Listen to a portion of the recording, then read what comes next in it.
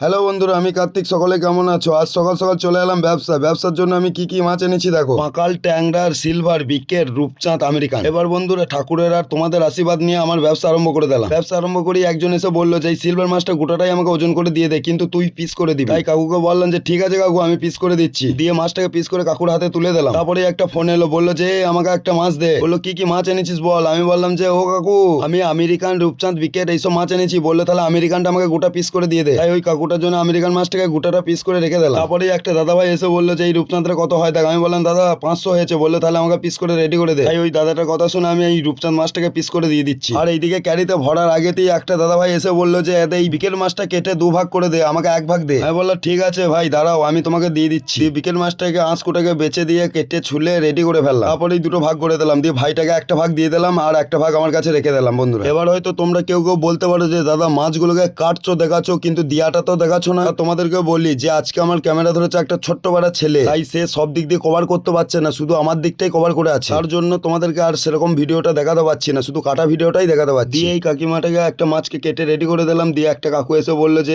একটা সিলভার মাছে হাফ দে। তাই ওনাকে হাফ দিয়ে দিলাম আর হাফ আমার কাছে রেখে দিলাম। তারপরে একটা দাদাভাই এসে বললো যে ও কার্তিক, আমাকে একটা মাছ দাও। তাই এই দাদাভাইটাকে আমি একটা মাছ দিয়ে দিলাম। আর বন্ধুরা, আমার মাছগুলো এইভাবেই বেচাকেনা করে শেষ করে ফেললাম। আর লাস্টে যে এই একটা মাছ আছে, একটা কাকিমা এসে বললো যে বাবা আমাকে এই মাছটাকে বেচে রেডি করে দিয়ে দেয়। তাই কাকিমাটার কথা শুনে মাছটাকে পুরো রেডি করে কাকিমার হাতে তুলে দিলাম। এবার বন্ধুরা দেখো, আমার চিকেতে একটা মাছও নাই, পুরো মাছ শেষ। আর আমার যখন মাছ শেষ হয়ে গেছে তাই বাইকটাকে নিয়ে চলে এলাম বাড়ি ঢুকি বাইকটাকে রেখে পা হাতটা ধুয়ে সোজা চলে গেলাম ঘরে গিয়ে পাখার নিচে একটু বসলাম।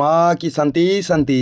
দিয়ে আমাকে গিন্নি ডাকলো, বলো মুড়ি খেয়ে নাও। সে আচ্ছা ঠিক আছে যাচ্ছি, তুমি বাড়ো। বলো বাড়া হয়ে গেছে। দিয়ে আমি এইদিকে মুড়িটা খাচ্ছি আর এইদিকে দেখো গিন্নি সবজিগুলোকে সব কুটছে। দিয়ে আমারও মুড়ি খাওয়া শেষ আর ওইদিকে গিন্নিরও সবজি কুটা শেষ। তাই তখনই বাবা মাঠ থেকে বাড়ি এসে বলে যে ঘরে কেটালটা ফাটিয়েছিস। আমি বললাম না ফাটাই নাই। দিয়ে তাই গিন্নি বলে যে ঘর থেকে কেটালটা বার করে এনে তো আমি ফাটিয়ে দিচ্ছি। দিয়ে আমার গিন্নি কেটালটাকে ফাটিয়ে রুয়াগুলোকে বেছে দিল আর এইদিকে বাবা দেখো খাচ্ছে ছোট ছেলের মতো। তার সঙ্গে আমিও খাচ্ছি। Tata bye.